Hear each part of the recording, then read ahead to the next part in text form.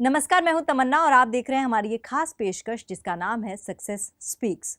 और जैसा कि आप सब जानते हैं, इस कार्यक्रम के ज़रिए हमारी कोशिश होती है कुछ ऐसे स्टूडेंट्स को इंस्पायर करने की जो कहीं ना कहीं अपने मुकाम की तलाश में है, अपनी मंजिल की तलाश में है, लेकिन हाँ, बस थोड़ा सा सफ़र तय करना बाकी है और हताशा हाथ लग रही है। लेकिन आज हमारा ये एपिसोड उन तमाम स्टूडेंट्स के लिए एक बहुत ही अच्छी खबर लाया है, क्योंकि इस एपिसोड के ज़रिए आपको अपने तमाम सवालों के जवाब मिलेंगे। आपको एक ऐसा मोटिवेशनल सोर्स मिलेगा जिसके ज़रिए आप ये कह सकेंगे कि हाँ, अब मैं भी ये कर सकता हूँ और मैं ही सबसे बढ़िया कर सकता हूँ। क्योंकि हमारे साथ आज स्टूडियो में जो शख्स आई हैं, उन्होंने एक बार नहीं, 2 बार नहीं, कई बार मेहनत की, कई बार आईएएस अधिकारी बनने की कोशिश की, लेकिन जब लास्ट अटेम्प्ट इनका क्लियर हुआ, तब इनको समझ में आ गया कि बाकी अटेम्प्ट क्यों वो गो थ्रू नहीं कर पाई थी। और लास्टली जब उन्होंने ये इंटरव्यू, ये पूरे राउंड्स क्लियर किए आईएएस अधिकारी बनने के लिए, तब उनको कैसा एक्सपीरियंस हुआ, ये तमाम बातें हम उनसे करेंगे। और ज़ाहिर सी बात है, तमाम उन स्टूडेंट्स के लिए ये बातें बहुत ही कारगर सिद्ध होने वाली हैं, इसलिए आप पूरे आधे घंटे तक हमारे साथ ट्यून इन रहिएगा। और हमेशा की तरह हमारे साथ हैं हमारे सक्सेस गुरु, जो कि लाखों स्टूडेंट्स के आइडल हैं, लाखों स्टूडेंट्स के लिए एक मेंटोर हैं, क्योंकि कई स्टूडेंट्स की ज़िंदगी इन्होंने बदली है। कई स्टूडेंट्स को उनकी मंजिल तक पहुंचाने के लिए इन्होंने अपना हाथ आगे बढ़ाया है और कुछ शब्दों के ज़रिए, कुछ कह सकते हैं कुछ बातों के ज़रिए इन्होंने उन स्टूडेंट्स के लिए एक बहुत ही बड़ी मंजिल को तलाशने में, उस मंजिल तक पहुंचने के लिए कड़ी मेहनत की है। तो आप दोनों से हम बात करेंगे। सबसे पहले तो आपको बहुत-बहुत बधाई कि आपने लास्ट अटेम्प्ट में क्लियर किया, उसकी खुशी अलग ही होगी। First of all thank you so much for inviting me here. ये एक वो प्रोग्राम है जो कि मैंने अपनी तैयारी के दौरान बहुत बार देखा है और हर बार ये लगता था कि मेरे जैसे ही बच्चे हैं जो कर रहे हैं। काफ़ी लोग लास्ट अटेम्प्ट में क्लियर कर रहे हैं, तो ये I am really really happy to be here today. अच्छा, मेरा सवाल आपसे पहला यही है, जैसे कि आपने बताया कि आपका लास्ट अटेम्प्ट था। अब प्रैक्टिकली अगर मैं देखूँ, अगर मैं अपनी भी बात करूँ, तो शायद एक बार कोशिश कर कर, 2 बार कोशिश कर कर, तीसरी बार कोशिश कर कर, चौथी बार मुझे लगेगा कि अब तो मेरे बस का नहीं है, अब मैं नहीं कर सकती। अ, कभी लाइफ में ऐसा मोड़ आया, और अगर आया तो आपने उससे कैसे पार पाया? लाज़मी है कि बहुत बार ऐसा लगा, जितनी बार रिज़ल्ट आता था और लिस्ट में नाम नहीं होता था तो लगता था कि क्यों टाइम ख़राब कर रहे हैं, कुछ और कर सकते हैं, अपनी नौकरी पे ध्यान दे सकते हैं। क्योंकि दोस्त नौकरी कर रहे थे, प्रमोशन पा रहे थे, शादी कर रहे थे तो मैं वो सब नहीं कर रही थी और मैं तैयारी कर रही थी इसके लिए। तो लगता था लेकिन थैंकफुली मैं जिस परिवार से आती हूँ, बहुत सारे ऐसे सपोर्ट मैकेनिज़्म मेरे पास रहा। मेरे दोस्त हमेशा सपोर्ट करते रहे, मोटिवेशन रहा। जितनी बार फेलियर सामने आया उतनी बार ये भी लगा कि सक्सेस ज़्यादा दूर नहीं है, क्योंकि सेल्फ डाउट नहीं था, अपनी कैपेसिटी पे, कॉम्पिटेंस पे डाउट नहीं था। सो मुझे लग रहा था सिर्फ ये समय का खेल है, हो सकता है इस बार नहीं अगली बार। और बस उसी डिटर्मिनेशन के साथ में हमेशा अटेम्प्ट दिया है। बिल्कुल, इनकी बातें सुनकर दुष्यंत कुमार की रचना की 2 लाइनें हैं जो मुझे याद आ रही हैं। कौन कहता है आसमान में सुराख नहीं होता, कौन कहता है आसमान में सुराख नहीं होता, एक पत्थर तो तबीयत से उछालो यारो। वाक़ई वो तबीयत चाहिए, वो डिटर्मिनेशन चाहिए, तो बस आप जो चाहें वो कर सकते हैं।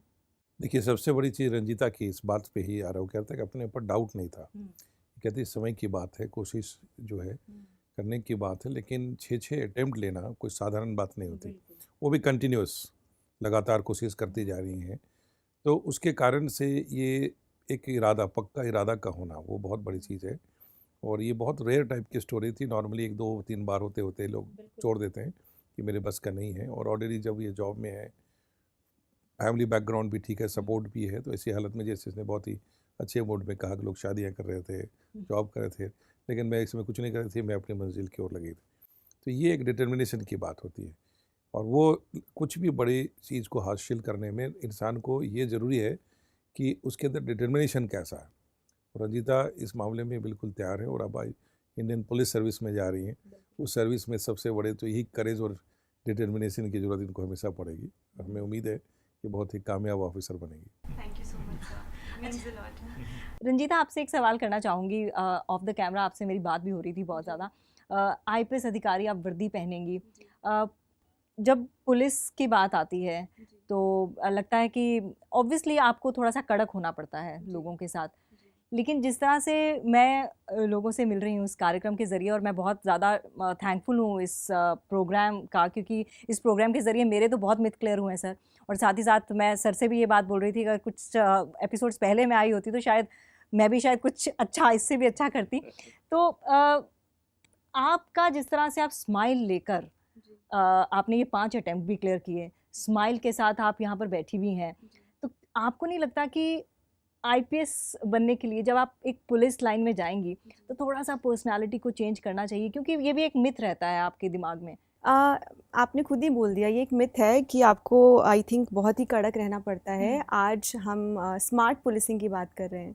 हाँ। अब हम वो जो पहले समझा जाता था कि आपको बहुत ही टफ रहना पड़ेगा, और अब आपको पोलाइटली, आपको समझ के, आपको लॉजिकली लोगों को साथ में लेकर पुलिसिंग करनी है। तो हमारी सरकार का भी यही मोटिव है कि स्मार्ट पुलिसिंग को प्रमोट किया जाए। उसमें आपको सेंसिटिव, मोबाइल अलर्ट, ये सब हमने ऑफ कोर्स तैयारी के दौरान हम पढ़ रहे थे, पर अब ये समझ में आता है। एंड इसके अलावा हमारी जो ट्रेनिंग होगी वो एक अपने आप में ट्रांसफॉर्मेशनल प्रोसेस है, क्योंकि अभी हम एक जनरल रेगुलर पीपल हैं, आम आदमी हैं, और उस ट्रेनिंग के दौरान वो एक प्रोसेस है जो आपको ट्रेन करता है, क्योंकि आप हम सब एक जैसे हैं। लेकिन ट्रेनिंग में आई एम रियली होपिंग कि उसमें वो कुछ ऐसे वो मंत्र सिखाएंगे कि आपको कैसे टैकल करना है, पुलिसिंग कैसे करनी है, law and order security situations में कैसे डील करना है। सो ट्रेनिंग का एक बहुत बड़ा पार्ट रहेगा इसमें। सर, अगर मैं लड़कियों की बात करूं, क्योंकि लड़कियों को एक तरह से समझा जाता है, अगर ऑब्वियसली लड़कियों के साथ एसोसिएट होता है, कोमल वर्ड एसोसिएट होता है, खूबसूरत वर्ड एसोसिएट होता है, लेकिन जब हम इस तरह के फील्ड की बात करते हैं तो कहीं ना कहीं, क्योंकि हमारी मेल डोमिनेटिंग सोसाइटी है, तो कहीं ना कहीं वो डाउट आता है मन में। तो उस डाउट के बारे में मैं आपसे ये जानना चाहूँगी कि कैसे लोगों के सामने ये क्लियर करना है हमें, और कैसे, क्योंकि रंजीता कई लड़कियों की इंस्पिरेशन है, अब कई लड़कियों की प्रेरणा स्रोत हैं, और जब वर्दी पहनेंगी तो हर लड़की ये सोचेगी कि काश मेरी भी इस तरह की वर्दी होती, इस तरह की पर्सनालिटी होती, इसका चार्म ही अलग होता है। आप क्या कहना चाहेंगे? देखिए, ये भी एक बहुत ही ट्रेडिशनल फीलिंग है, और ख़ास करके आईपीएस जैसे जॉब के लिए, क्योंकि इसमें जो असल करेज चाहिए और जो स्ट्रेंथ चाहिए वो है आपका इमोशनल स्ट्रेंथ, एक मेंटल स्ट्रेंथ, साइकोलॉजिकल स्ट्रेंथ। और ये चीज़ आप जैसे आप रंजीता के साथ देख रही हैं कि 6-6 साल तक लगे रहना, वो साधारण स्ट्रेंथ की बात नहीं, इट्स वेरी स्ट्रॉन्ग पोजीशन। जहाँ तक इनकी स्ट्रेंथ फिजिकल पावर की बात है, इनके साथ 2-4 नहीं, हज़ारों ऑफिसर्स गन एंड पिस्टल लेके एक इशारे पे खड़े होंगे, ठीक है। उनको कमांड करना है, decision, the mind, mental alertness and the beauty, that is very very important right for her. तो वो एक करेज की बात है, उनको कोई दबंग वहाँ जा कर के पुलिस ऑफिसर नहीं बनना है क्या सलमान खान जैसे करके फाइट करनी है, उसके लिए पूरी फोर्स इनके साथ होगी। और उसके अंदर हर चीज़ का जो कंट्रोल है, जब एक ऑफिसर जो है जो डिसीजन लेता है वो बहुत इंपॉर्टेंट डिसीजन होता है। विथ यूनिफॉर्म एक पुलिस ऑफिसर, आईपीएस ऑफिसर वही काम कर रहा होता है जो आईएएस में जाकर के बिना वर्दी के दूसरे लोग काम कर रहे हैं। इसके अंदर लॉ एंड ऑर्डर को मैनेज करना, सिस्टम को करना, उसके लिए यू नीड मेंटल अवेयरनेस। इस एग्ज़ाम के अंदर इतना एक्सपीरियंस गैदर हो जाता है, इतनी इंटेलिजेंस डेवलप हो चुकी होती है कि उनको काम आएगा। तो basically it's a courage which is important. और वो एक इसमें बहुत सारी इनोवेशन, जैसे इसने रंजीता ने कहा स्मार्ट पुलिसिंग की बात है। आज के दिन में किसी भी डेवलप कंट्रीज़ में आप जाते हैं तो that's a very different concept, और उसमें से the ladies are playing very very important role. और इसके अंदर बहुत ही सेंसिटिविटी चाहिए, एक एम्पैथी चाहिए कि आप कैसे लोगों के साथ डील कर रहे हैं। Ladies can play very important role. Exactly और आज के सिनेरियो को देखते हुए आपको लगता है कि आप जब आईपीएस अधिकारी बनेंगी तो मुझे ये चीज़ तो ज़रूर चेंज करनी है? इसका जवाब थोड़ा सा स्पेसिफिक होगा, क्योंकि हर एक जगह की अपनी अलग परेशानियां होती हैं। क्योंकि एक district in Rajasthan would probably have different problems as compare to a district in perhaps Telangana. तो उस डिस्ट्रिक्ट के, उस जगह के हिसाब की जो परेशानियां हैं उनको देखते हुए आपको सल्यूशंस ढूंढने पड़ेंगे। तो ये बहुत ही एक वहाँ पे जाके उस एरिया को समझकर, वहाँ के लोगों से बातचीत करके, वहाँ की जो एग्जिस्टिंग इश्यूज़ हैं उनको समझकर तभी एक कोई समाधान हम ढूंढने की कोशिश करेंगे। बट अगर पर्टिकुलरली आपको कलेक्टिवली मैं पूछूं, क्योंकि हम अक्सर ऐसा बोलते हैं कि इस देश का कुछ नहीं हो सकता, लेकिन सबसे बड़ी बात तो ये है कि समाज का आप भी हिस्सा हैं, आपको भी कुछ करेंगे तभी देश का कुछ होगा, तो आपको इनिशिएटिव लेना है। मैं उस इनिशिएटिव की बात कर रही हूँ। So first and foremost the security of women, हमारी महिलाएं हैं उनको एकदम सेफ सिक्योर एनवायरनमेंट देना बहुत ज़रूरी है। हमारे जो बच्चे हैं जिनके अगेंस्ट क्राइम होता है उनको एक सेफ सिक्योर एनवायरनमेंट देने की कोशिश की जाएगी। ये प्राइम टारगेट्स हो सकते हैं कि जिसमें हम काम कर सकते हैं, और बाकी तो पूरी फील्ड हमारी ओपन है, इतने सारे एरियाज़ हैं काम करने के लिए, तो I am ready for it. Sir आप कुछ बारीक क्वेश्चंस पूछ सकते हैं जो आपके एक्सपीरियंस, क्योंकि मेरा एक्सपीरियंस आपका एक्सपीरियंस से बहुत ही छोटा है, तो आप कुछ ऐसे सवाल। हाँ, वो कुछ ऐसे डिस्कशन जो स्टूडेंट्स को काम आएंगे वो हम डिस्कशन करते हैं। रंजीता, एक बहुत इंटरेस्टिंग जर्नी रहा आपका। सबसे पहले तो आपको फिर से एक बार बहुत बहुत congratulations. Thank you so much sir. ये बहुत सराहने वाली बात है कि आपने वो अपनी कंसिस्टेंसी बनाए रखा और मेहनत आप करती रही। लेकिन ये पूरे दौरान में आपने बहुत कुछ गैदर किया होगा कि क्या कमी रह रही, कैसे कैसे इम्प्रूव हम करते जा रहे हैं। हर स्टेजेस पे एक रिक्वायरमेंट रही। सबसे पहले ये आइडिया कहाँ से आया कि मुझे आपको आईएएस में जाना है या आईपीएस में जाना है? सर बहुत ही इंटरेस्टिंग क्वेश्चन है मेरे केस में स्पेशली, क्योंकि ये आइडिया मुझे बहुत लेट आया।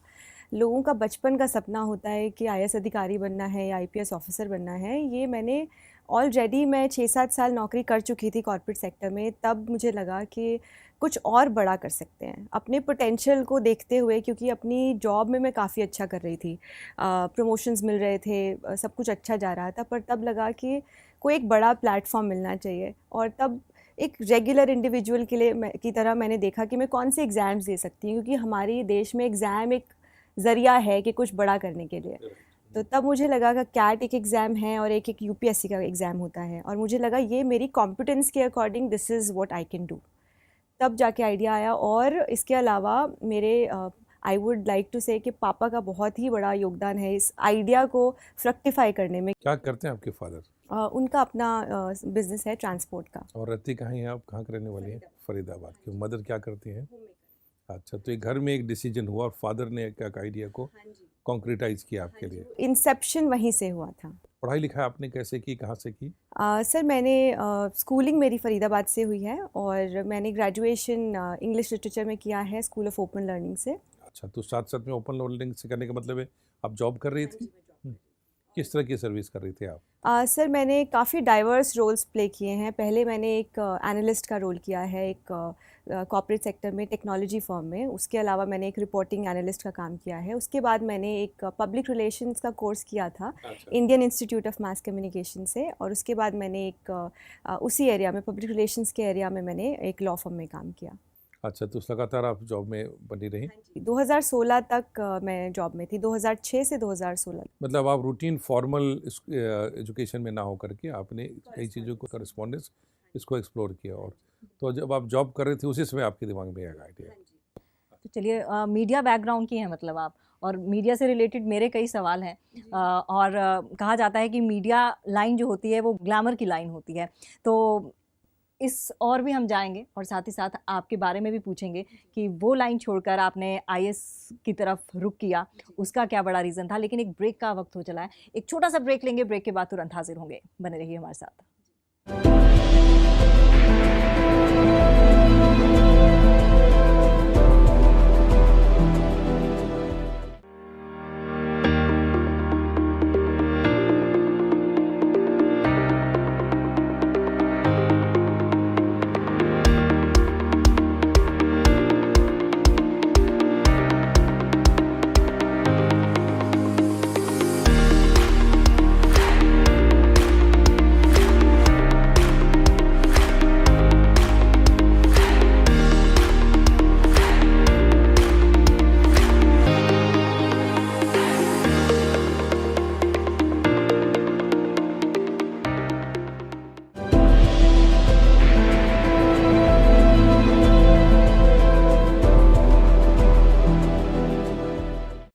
बाद आपका एक बार फिर से स्वागत है। और जैसा कि आप सबको पता ही है कि आज हमारे साथ हमारे स्टूडियो में हैं रंजीता शर्मा, जिन्होंने कि आईएएस की परीक्षा इस साल 2019 में क्लियर की है और आईपीएस अधिकारी वो बन गई हैं। लेकिन इनका बैकग्राउंड जो है वो है मीडिया का, यानी कि इन्होंने मास कम्युनिकेशन किया है। रंजीता, एक सवाल मेरे जहन में आ रहा है क्योंकि हम सब इसी फील्ड के हैं, तो जब भी इस फील्ड का नाम आता है ना तो सबसे पहले जहन में आता है ग्लैमर। ठीक है, तो आपने ये फील्ड मतलब मास कॉम इसलिए किया क्योंकि ग्लैमर की तरफ ज़्यादा अट्रैक्टेड थे? क्योंकि हम सब लगता है कि एंकर बनेंगे, रिपोर्टर बनेंगे, टीवी में दिखेंगे, पीआर की जॉब वो भी ग्लैमरस जॉब है, कई तरह के लोगों के साथ आपको इंटरेक्शन करने का मौका मिलता है। लेकिन आईपीएस ऑल टुगेदर ग्लैमर से दूर है, क्योंकि उसमें जिस तरह के लोग आपको मिलते हैं वो किसी भी तरीके के हो सकते हैं। तो दोनों ही मेरे को लगता है कि ऑपोजिट पोल हैं। तो कैसे आपने इन दोनों में सामंजस्य बिठाने की कोशिश की और कैसे एक ग्लैमरस लाइन से आपने जंप किया आईएएस की तरफ? मैंने पब्लिक रिलेशंस पढ़ा है और उसी फील्ड में काम किया, और वो एक थोड़ा बैकग्राउंड में रहकर काम करने वाला जॉब था। और वहाँ पर इनफैक्ट मीडिया में जो भी मैंने सीखा है, क्योंकि वो मेरा इंटरेस्ट एरिया था, मुझे लगता था कि मैं कम्युनिकेशंस की फील्ड में कुछ कर सकती हूँ। और आई रियली बिलीव कि जो मैंने वहाँ सीखा है वो मुझे इन art of communicating with the people now जब मैं फील्ड में जाऊँगी मुझे हेल्प करेगा। सो आई थिंक ये ट्रांजिशन है, ये एक स्टेप था इन माय जर्नी, और this is going to help me even in my present profile. से कितना इत्तेफाक रखते हैं इस बात से? देखिए, बहुत इंटरेस्टिंग है। देखिए, अब मीडिया भी एक अवेयरनेस से ताल्लुक़ रखता है और इस एग्जामिनेशन की जो रिक्वायरमेंट है उसको क्वालिफाई करने के लिए भी आपकी बहुत ज़्यादा अवेयरनेस चाहिए। और वो जो एनालिटिकल पावर है, एनालिसिस है, वो इस सिविल सर्विसेज के अंदर भी बहुत काम आता है। जहाँ तक आपने ग्लैमर की बात की कि भाई एक है वो आईपीएस की सर्विस में एक बहुत बड़ा ग्लैमर है, अट्रैक्शन है। ये जब पहले किसी के लिए न्यूज़ लिख रही होती, अब न्यूज़ ये बना रही होंगी, लोग इनके ऊपर न्यूज़ बना रहे होंगे, लिख रहे होंगे। तो वो भी एक कुछ नया इनोवेशन, कुछ नई चुनौतियाँ, कुछ रिफॉर्म्स जो पुलिस के अंदर लाएंगी, काम करेंगी। तो वो एक जब एक जज्बा है कुछ बड़ा करने का, तो उसके लिए एक प्लेटफॉर्म इन्होंने उसी हिसाब से अच्छा चुना। बिल्कुल, हम भी चाहते हैं कि आप कुछ ऐसा अचीव करें कि हम खुद आपका उस अचीवमेंट के लिए इंटरव्यू करें एज ए आईपीएस अधिकारी। सर, कोई और सवाल ऐसा? रंजीता, एक्चुअली सबसे पहले तैयारी के दौरान में चूँकि आपने 6 अटैम्प्ट ले लिए, तो कुछ जो नए जो विद्यार्थी जिनको आपको लगता है कि किन चीज़ों को ध्यान रखना चाहिए, जिसके कारण से जो मिस्टेक्स आपसे हुए होंगे या को कमी रह गई होगी तैयारी के दौरान में, उसके बारे में कुछ बताइए। सर, मैं यूजुअली अपने लिए एक फ्रेज़ यूज़ करती हूँ, I was a bundle of mistakes. और ये ओवर पीरियड ऑफ ईयर्स मुझे समझ आया कि मैं इतनी गलतियाँ कर चुकी हूँ जो कोई भी एस्पिरेंट टोटली जितनी गलतियाँ करने के लिए प्रोन होता है वो सब मैंने की। बहुत अच्छा है कि ऑनेस्टली इसको सारा बता दीजिए। मेरा क्लियर होने के भी सर्टेन स्टेप्स हैं, एक रेसिपी है जो मैंने फॉलो की जो कि मैंने पहले नहीं की थी। So I will go step by step in that direction. जैसे कहते हैं कि पहला स्टेप होता है आप सिलेबस को समझें। I did not understand the demand of the exam. सीधा पढ़ाई शुरू कर दी। सीधा पढ़ाई शुरू कर दी, क्योंकि वो कहते हैं ना कि नोज डाइव करना, एकदम जंप कर देना, वो मैंने किया विदाउट अंडरस्टैंडिंग। सेकंड, बहुत सारी बुक लिस्ट, बहुत सारे बुक सोर्सेज मैंने देखे, बुक लिस्ट नहीं बनाई, काफ़ी जगह हाथ पैर मारे, ये भी पढ़ लेते हैं वो भी पढ़ लेते हैं, जो एक क्लासिक मिस्टेक है। कोई भी एग्जाम में तो बहुत कुछ पढ़ना, बहुत, हाँ, वो कहते हैं ना कि एवरीथिंग अंडर द सन आ सकता है, पर ये सही नहीं है, ये भी एक मिथ है। एवरीथिंग अंडर द सन नहीं आता है। बहुत ही डिफाइंड, बहुत ही ब्यूटीफुली डिज़ाइंड एग्ज़ाम है सर ये। उसके अलावा जो हम कहते हैं कि नोट मेकिंग, तो मैंने आई थिंक पहले कुछ अटैम्प्ट्स में नोट्स ही नहीं बनाए। मुझे लगता था बुक से पढ़ रहे हैं, बुक से ही रिवाइज कर सकते हैं, पर ये समझ ही नहीं आया कि एग्ज़ाम से 4 दिन पहले आप कैसे रिवाइज करेंगे पूरी बुक। उसके अलावा सर आगे बात करें तो रिविज़न, तो कहीं ना कहीं रिविज़न में भी गैप्स रहे थे। और ये सभी स्टेप्स हैं, you need to understand the syllabus, you need to study the exam before you study for the exam जी। और उसके अलावा you need to deconstruct the syllabus, जो कि मैंने नहीं किया था। Then you have to make your own notes, बहुत ही प्रिसाइज नोट्स बनाने की ज़रूरत है, उनको रिवाइज़ करने की ज़रूरत है, और जो पास्ट पेपर्स हैं या मॉक्स हैं उनको देने की ज़रूरत है। मुझे इतना डर लगता था मॉक्स देने से, मुझे लगता था मेरे नंबर कम आएंगे और मेरा जो ये कॉन्फिडेंस ये डिप हो जाएगा। मैं वो रिस्क ही नहीं लेना चाहती थी, और मैं प्रिपेयर्ड ही नहीं थी कि मैं एग्ज़ाम हॉल में जाऊँ और एग्ज़ाम दूँ। तो आप जब इतना अंडर प्रिपेयर्ड हैं तो आप कैसे सोच सकते हैं कि आपका एग्ज़ाम क्वालिफाई हो जाएगा। और ये मिस्टेक्स डेफिनेटली लोग करते हैं, उन्हें लगता है कि शायद डेस्टिनी है, ये डेस्टिनी नहीं है, आप तैयारी ही नहीं कर रहे हैं ठीक से। इस एग्ज़ाम ये ऐसे भी कहते हैं कि ये एक मैडनेस है, civil services is madness, but I think there is a beautiful method to this madness, और ये अगर आपको समझ आ जाता है तो आप एग्ज़ाम क्वालिफाई कर लेते हैं। मेरे ख्याल से जो डिस्कशन आप कर रही हैं आपने बहुत ही ब्यूटीफुली प्रेजेंट किया। यही डिस्कशन हम अलग अलग कैंडिडेट से समय समय पे कर रहे होते हैं। आपने बहुत ही इसको स्ट्रक्चर्ड कर दिया कि जो मिस्टेक्स को, कि जो सबसे पहला मिस्टेक जो कैंडिडेट का होता है कि टू जंप विदाउट नोइंग कि करने क्या जा रहे हैं। तो सबसे पहले आपने क्लियर कर दिया कि सिलेबस की थोड़ा अंडरस्टैंडिंग होनी चाहिए, उसको अपने हिसाब से रिकन्स्ट्रक्ट कर लें, कहाँ जोर देना है, क्या करना है। दूसरी चीज़ जो आपने ध्यान दिलाया वो क्या किया, selecting of list of books, that is very important कि डिसाइड कि ही पढ़ना है और ये नहीं पढ़ना है, that is very very important. Third thing which everybody should know is making right note so that कि लास्ट मोमेंट में भी आप रिवाइज कर सकते हैं and to get a right direction कि जा कहाँ रहे हैं, इसलिए पिछले साल के questions and then to practice on the test कि क्या कर रहे हैं। तो this is very beautiful presented.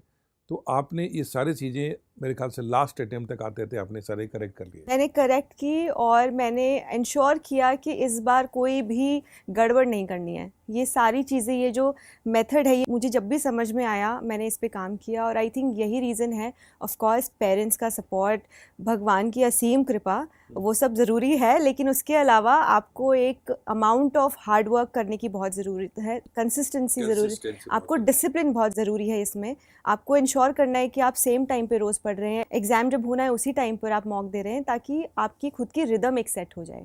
ये सब चीज़ें बहुत छोटी लगती हैं सुनने में, पर अगर आप इनको डेली हैबिट बनाएंगे तो ज़रूर it becomes a second nature to you. तो मुझे 6 साल लगे, ज़रूरी नहीं है आप पहले साल में कर सकते हैं। बाकायदा आप अगर ये चीज़ें फॉलो करें, कितने सारे टॉपर्स ये सिमिलर रेसिपी बताते हैं, पर करने वाले बहुत कम लोग होते हैं, और जो कर जाते हैं वो तर जाते हैं। बहुत अच्छा, बहुत बढ़िया। और मुझे लगता है सर कि आईएएस एग्ज़ाम के लिए नहीं, किसी भी एग्ज़ाम के लिए आपको इस तरह से चीज़ें, टाइम मैनेजमेंट बहुत ज़रूरी है। बहुत ही जरूरी।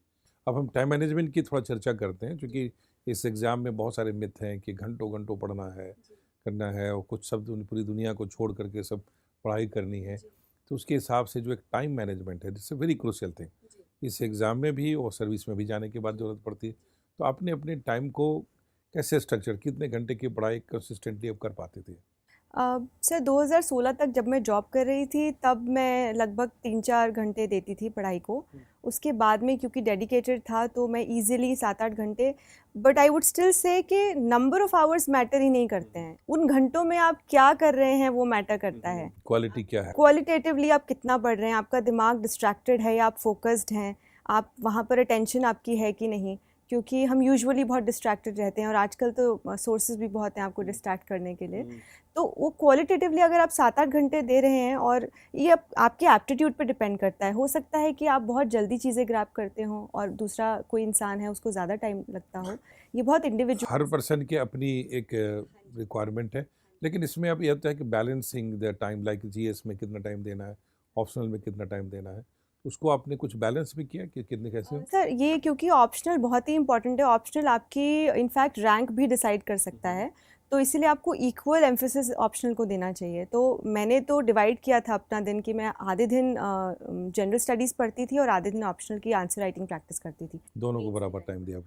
अब हम थोड़ी सी चर्चा ऑप्शनल की करते हैं, क्योंकि आपने कहा selection of optional, right optional, वो बहुत डिसाइडिंग फैक्टर है, राइट?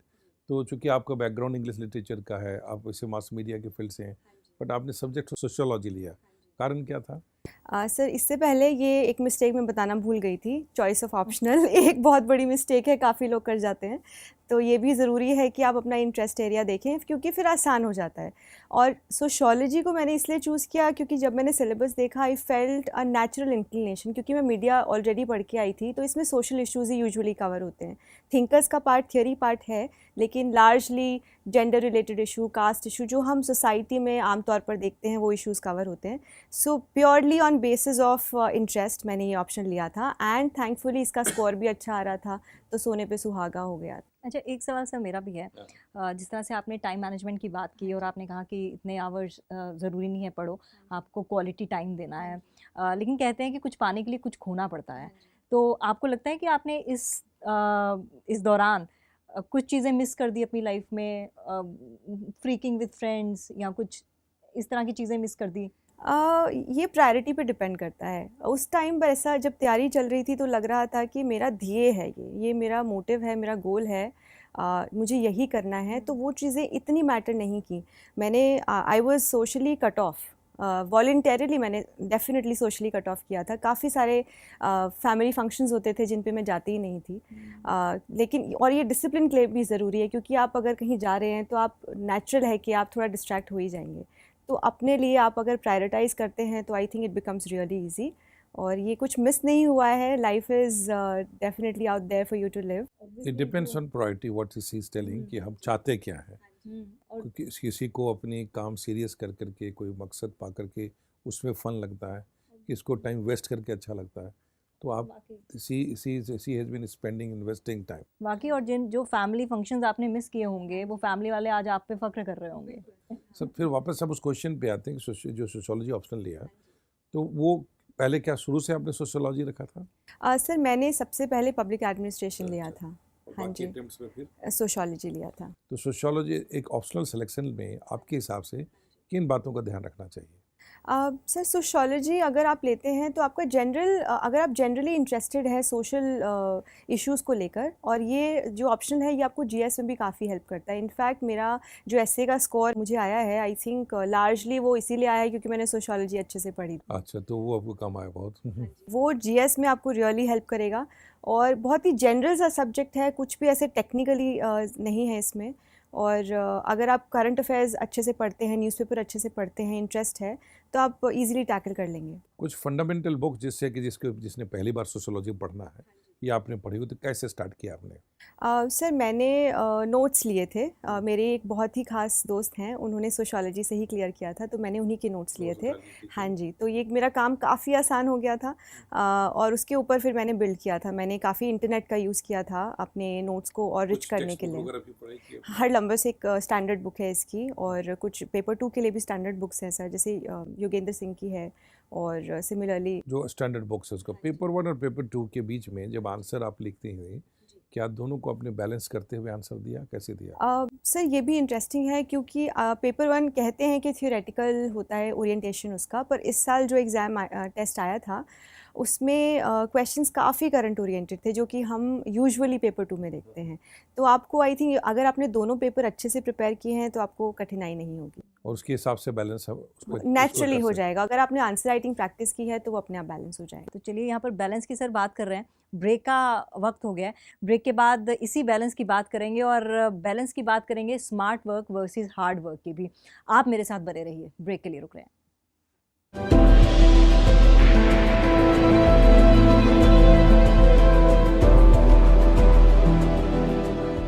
हेलो, मेरा नाम तनय शंकर है और यूपीएससी सिविल सर्विसेज एग्जामिनेशन 2018 में मैंने 136वां रैंक हासिल किया है। मैं चाणक्य आईएएस एकेडमी के मॉक इंटरव्यू प्रोग्राम का हिस्सा था और मैंने यहाँ पे मॉक इंटरव्यू अपने एक्चुअल इंटरव्यू से 1 महीने पहले दिया। वहाँ जो पैनल थी वो यूपीएससी के असली पैनल से काफ़ी सिमिलर थी, और जो मुझे फीडबैक मिला और जो मुझे वीडियो ऑन द स्पॉट मिल गया वो मुझे मेरे प्रिपरेशन में और बेहतर करने के लिए मुझे काफ़ी मददगार साबित हुआ। इसलिए मैं बहुत धन्यवाद देना चाहूँगा।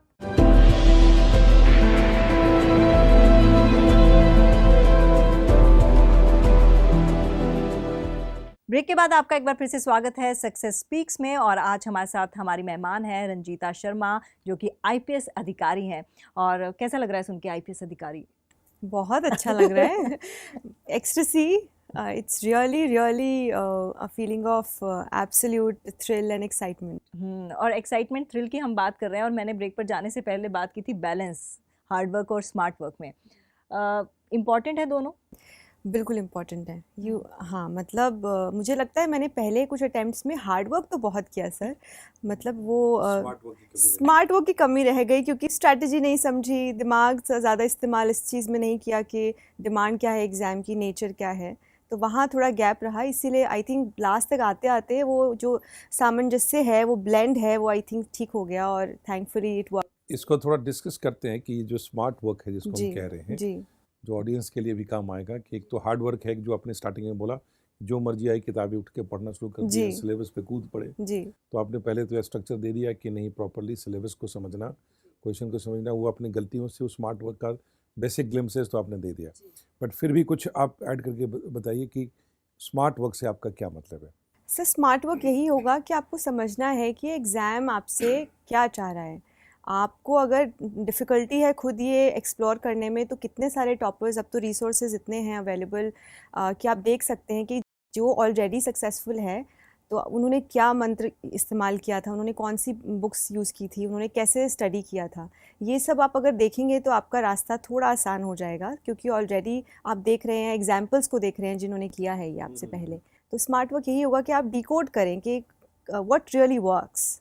बेसिकली एक प्रॉपर टाइम मैनेजमेंट, एक स्ट्रक्चर को फिर से रिफाइन करना कि कैसे उस शेड्यूल के अंदर काम कर सकते हैं, और एग्जामिनेशन चाहता क्या है। एक पेपर से हम डिस्कस करते हैं कि एसे में आपने बहुत अच्छा किया है, तो एसे पेपर में एक अच्छे नंबर लेने के लिए जी। क्या करना चाहिए, क्या क्या रिक्वायरमेंट्स है इस पेपर की। सर ऐसे बहुत ही स्कोरिंग पेपर है, और इससे भी आपके जो इवेंचुअल स्कोर है, इवेंचुअल रैंक है, वो काफ़ी डिटरमिन हो जाती है। मैंने स्पेसिफ़िकली ये किया था कि जितने भी टॉपर्स के ऐसे थे जो हमें रेडिली अवेलेबल हो जाते हैं, वो मैंने पढ़े थे, क्योंकि ऐसे तो मैं खुद लिख रही थी, पर मुझे इंश्योर करना था कि लिख रही हूँ तो नंबर भी आने चाहिए। तो मैंने काफ़ी सारे टॉपर्स के ऐसे पढ़े थे और मैंने काफ़ी प्रैक्टिस की थी। मैंने एटलीस्ट एक्चुअल एग्ज़ाम से पहले 10 ऐसे लिखे होंगे, और मैंने वो अपने फ्रेंड सर्कल में रिव्यू भी कराए थे, और मैंने काफ़ी उसमें इनोवेशन भी किया था, क्योंकि हमें कोशिश करनी होती है कि 2 एसेज़ हैं तो पहला एसे और दूसरा एसे, उसमें क्लियर डिफरेंस पता चले, ताकि एग्जामिनर को भी इंटरेस्ट आए पढ़ते हुए और फ्लो बने अच्छा से। दोनों का एक नेचर भी अलग है, नेचर का भी भी, अलग हाँ, है। डेफिनेट, क्योंकि सब्जेक्ट भी अलग होता वन है। Is more facts and information oriented, दूसरा जो है फिलोसफिकल है, राइट। तो ऐसे में आप कौन कौन से टॉपिक पे आपने ऐसे लिया था। सर इस बारी एक तो पॉवर्टी पर ऐसे आया था और एक फ़िलोसॉफिकल ऐसे आया था। तो मैंने ये चूज़ इसलिए किया था क्योंकि पॉवर्टी ऑल्दो एक बहुत ही जनरल सा टॉपिक है, लेकिन उसमें आप अगर इनोवेशन कर देते हैं तो आपके चांसेस है कि आप अच्छा स्कोर करेंगे। इसमें रंजीता थोड़ा सा कई बार लोगों को क्लियर नहीं हो पाता, जो इनोवेशन की बात की आपने पॉवर्टी में, वो थोड़ा सा ब्रीफ में बता दीजिए। फॉर इंस्टेंस मैंने एक छोटी सी कहानी से शुरू किया था। मैंने ऐसा कुछ लिखा था, वर्बेटिम नहीं याद है, पर कि कोई एक किसान है जो कि झारखंड से है और काफ़ी गरीबी है, और वो यहाँ दिल्ली में आता है और किसी स्लम में बस जाता है, और यहाँ पर रहकर वो किसी भी तरह से एक दिल्ली की प्रॉस्पेरिटी के लिए कंट्रीब्यूट नहीं कर पा रहा है, ना ही वो अपने घर को कंट्रीब्यूट कर पा रहा है। तो ये एक स्टोरी, मैंने स्टोरी लाइन पिन की थी और इसी स्टोरी को मैंने वीव किया था। और इसके अलावा मैंने काफ़ी, क्योंकि मुझे काफ़ी टाइम लग गया एग्ज़ाम क्वालिफाई करने में, मैंने काफ़ी रेफरेंस बुक्स पढ़ी थी। मैंने अमर्त्य सेन जी की बुक्स पढ़ी थी और गुहा जी की पढ़ी थी। तो उनसे मैंने रेफरेंस लेके मैंने कुछ कुछ पॉवर्टी रिलेटेड पॉइंट्स मैंने पढ़े थे, तो वो मैंने इनकॉर्पोरेट किए थे, साथ साथ उसी में वीव करते रहे। तो एक स्टोरी लाइन और जो एंड था, कंक्लूजन था, वहाँ पे मैंने वापस से उसी का जिक्र किया कि अगर हम उस एक गरीब इंसान पर फोकस करेंगे और उसकी पॉवर्टी एलिविएशन पे फोकस करेंगे, तो हो सकता है कि देश जो हम न्यू इंडिया की बात कर रहे हैं वो हो पाए। बहुत अच्छा। एक एसे के अंदर में एक इंट्रोडक्शन है, मिडिल है और एंड है, राइट। तो ये इसको जो फॉलो करना चाहिए, तो जैसे इंट्रोडक्शन में आपने एक एसेंस दे दिया कि बोलने क्या जा रही है, फिर आपने उसको स्ट्रक्चर फॉलो किया और उसको कंक्लूड किया। तो इस पूरे फ्लो के अंदर में किन बातों को ध्यान रखना चाहिए। ये इंश्योर करना चाहिए कि like you said, flow is the right word. एक ऐसे फ्लो करना चाहिए, आपको मज़ा आना चाहिए पढ़ते वक्त।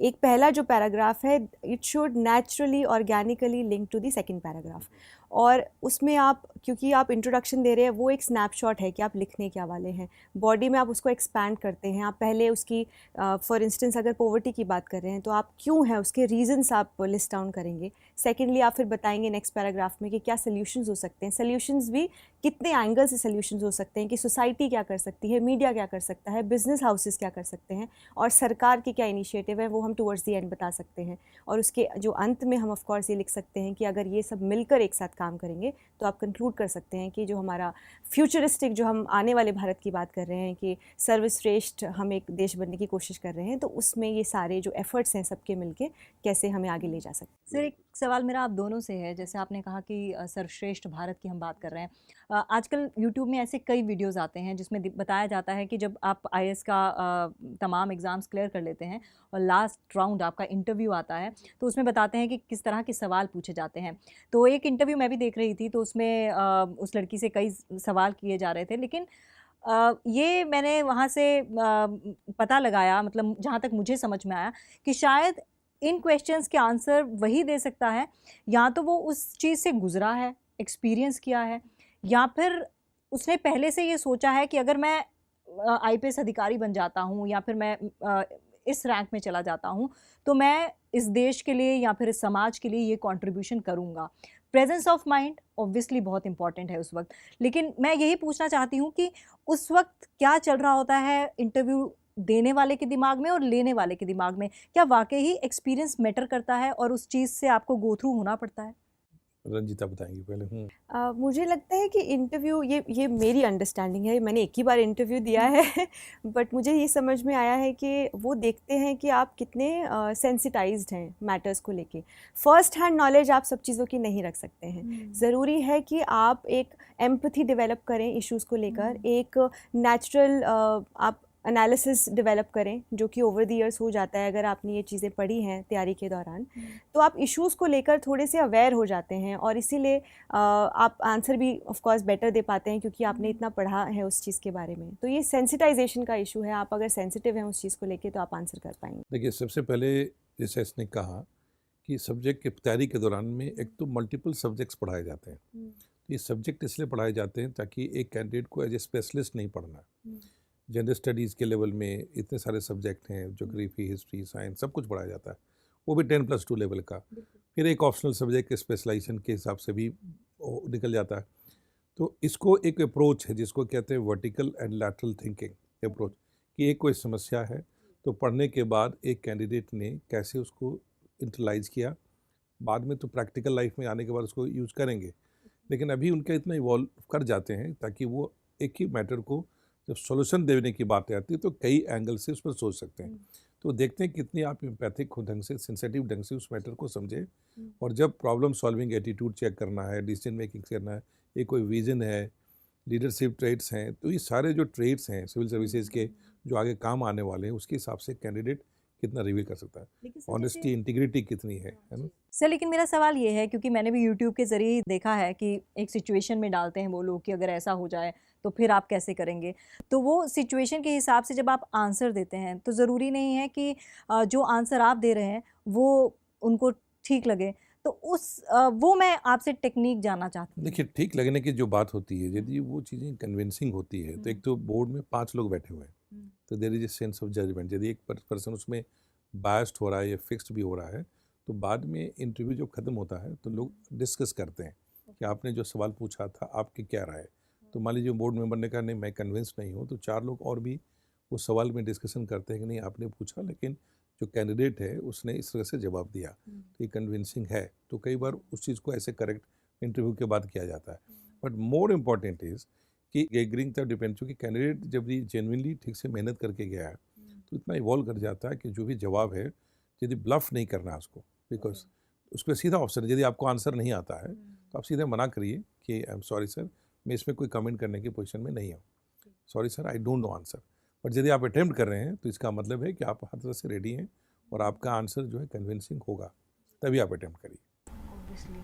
और एक और भी बात है कि वो सिर्फ ये टेस्ट नहीं कर रहे हैं कि आप जवाब क्या दे रहे हैं, वो ये भी देख रहे हैं कि आप जवाब कैसे दे रहे हैं। क्योंकि आप अगर एकदम आपका एटीट्यूड पॉजिटिव है, आप काम हैं, कंपोज्ड हैं, वो ट्राई कर रहे हैं कि आपको रैटल करें, परेशान करें शायद, हालांकि वो बहुत ही कॉर्डियल बोर्ड्स होते हैं, बहुत ही आपको कंफर्टेबल फील कराते हैं, पर हो सकता है किसी सिचुएशन में कि आप परेशान हो जाएं। तो आपको अपना कंपोजर नहीं लूज़ करना है, आपको हमेशा अपने चेहरे पे स्माइल बना के रखनी है और एक न्यूट्रल एटीट्यूड के साथ में इंटेलिजेंटली जो आपने इतना पढ़ा है उसके हिसाब से जो समझ आए वो आंसर देना है। और नहीं आता है तो आप बोल सकते हैं कि मुझे नहीं आता है। मैंने आई थिंक अराउंड 3 सवालों का जवाब मेरे को नहीं आता था और मैंने, हाँ जी, और मैंने मना किया था कि मुझे नहीं, you need to be honest, मतलब वो अंदर से अपनी सच्चाई के साथ में तैयारी करें और सच्चाई के साथ में जवाब दें। सक्सेस आपकी है। तो सर ये तमाम बातें वाकई बहुत मोटिवेशनल हैं और बहुत ही इंस्पायरिंग है। और जब आप ऐसे दो शख्सियतों से ये चीज़ें सुन रहे हैं जो खुद इस दौर से गुजरे हैं, रंजीता जिन्होंने लास्ट अटैम्प्ट में पूरा क्लियर किया है, और ये खुद बता रही हैं कि इन्होंने लास्ट अटैम्प्ट में जो क्लियर किया उसमें 3 सवालों का इन्होंने कहा था कि ये जवाब आप नहीं देना चाहती। तो यानी कि कहा जा सकता है कि जिस तरह से ख़ास तौर पर ये कहूँगी कि मिडिल क्लास फैमिलीज़ में बहुत हवा बनाया रहता है IAS एग्ज़ाम्स को, कि IAS एग्ज़ाम्स तो हर कोई क्रैक नहीं कर सकता, लेकिन आपकी बातें सुनकर ये ज़रूर यकीन हो गया कि कुछ भी नामुमकिन नहीं है। इस प्रोग्राम का मकसद भी वही है, हम डिमिस्टिफाई करना चाहते हैं।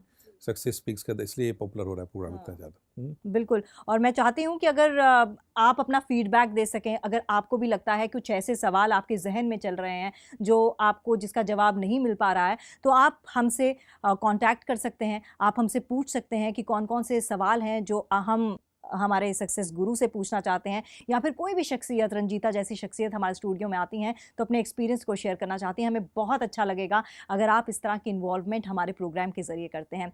रंजीता, कुछ खास मैसेज जो देना चाहेंगे आप जो है फ्यूचर एस्पिरेंट्स के लिए, वो बताइए। जी, मैं ये कहना चाहूँगी कि ये एग्ज़ाम बिल्कुल डुएबल है।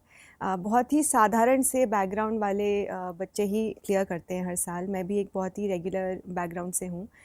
इसको हवा मत बनाइए, और जो एक सिंपल सा प्रोसेस है, अपने टॉपर से कुछ सीखिए। जितने भी आपको किसी एक मेंटर को ढूंढिए, कुछ ऐसे लोगों को ढूंढिए जो आप में विश्वास रखते हैं, आपकी काबिलियत पर उन्हें एब्सोल्यूट फेथ है, क्योंकि आपको अगर एक ऐसा इंसान एक भी मिलता है तो आप ये कर जाएंगे। और मैं अपने फेलियर से ये सीखी हूँ कि even if you are failing at an exam, you can always win at life. तो चलिए आज के इस कार्यक्रम में फ़िलहाल के लिए इतना ही, लेकिन वादा करते हैं फिर से आएंगे किसी और नई शख्सियत के साथ और आपको सुनाएंगे उनकी कहानी उन्हीं की ज़ुबानी। तब तक के लिए मुझे दीजिए इजाज़त, अपना ख्याल रखिएगा। नमस्कार।